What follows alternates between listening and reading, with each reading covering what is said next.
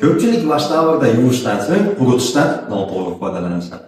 Kelinglar bosqichma-bosqich qanday qilib to'g'ri foydalanishni ko'rib chiqamiz.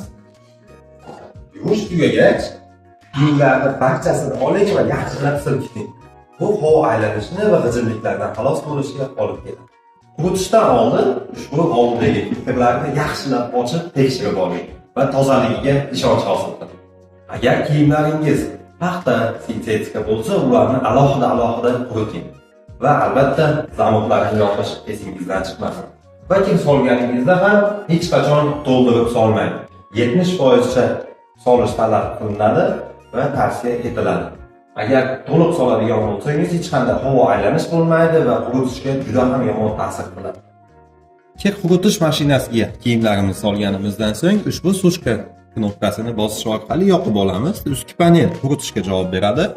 Ichiga qanday kiyim solgan bo'lsak, xuddi shunday rejim qo'yish kerak. Ya'ni paxtani qo'yadigan bo'lsak, xlopka qo'yamiz yoki tepasiga kunlik kiyadigan kiyimlarimizni solgan bo'lsak, повседневная knopkasini bosamiz va ushbu playni bosish orqali kir quritishni boshlaymiz.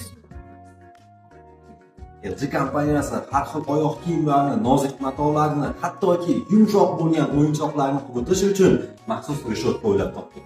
Ushbu reshotkani ustiga qo'yish orqali har xil oyoq kiyimingiz bo'ladimi, baraband aylanadigan bo'lsa, har qanday shikastlanuvchi kiyimlarimizni yoki har qanday bo'lgan boshqa o'yinchoqlarni ushbu reshotkani ustiga qo'ying va yoqish tugmasini bosish orqali sushka по времени bosing.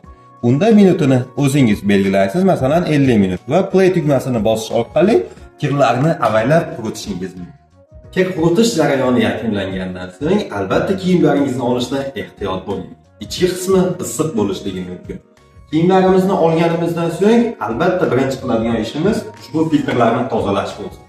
Buni ichiga har xil changlar, har xil tvitlar yig'ilishligi mumkin. Ularni albatta yaxshilab tozalang va tozalab bo'lganingizdan so'ng esa solib qo'ying. Kir quritish mashinasi bilan foydalanish bo'yicha qisqacha videorolikimiz shundan iborat edi. Har qanday boshqa savollaringizni bemalol kommentariyga yozib qoldirishingiz mumkin.